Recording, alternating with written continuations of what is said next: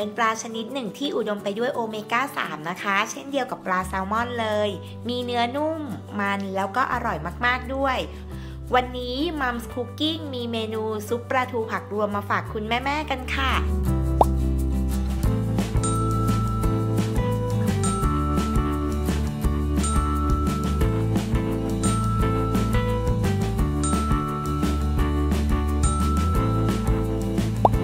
ต้มน้ำซุปให้เดือดค่ะตามด้วยผักค่ะ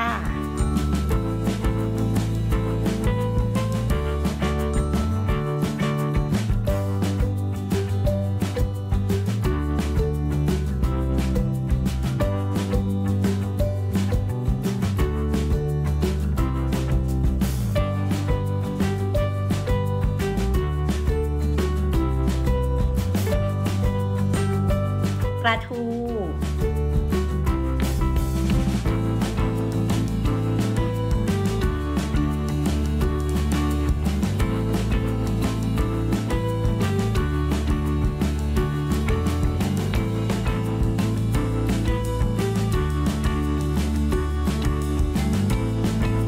ลงไปต้มจากนั้นก็ต้มส่วนผสมทุกอย่างนะคะให้เปื่อยนิ่มเลยค่ะ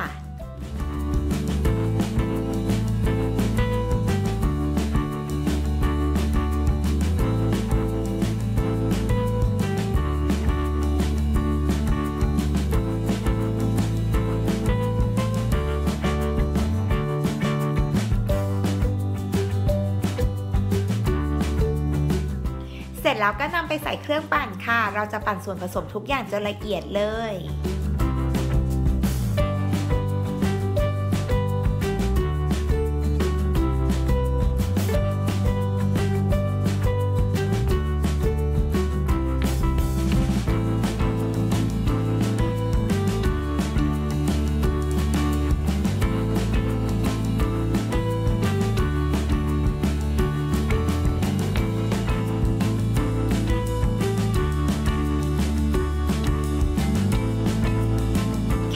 เมนูซุปปลาทูผักรวมก็พร้อมเสิร์ฟป้อนหนูน้อยแล้วล่ะค่ะ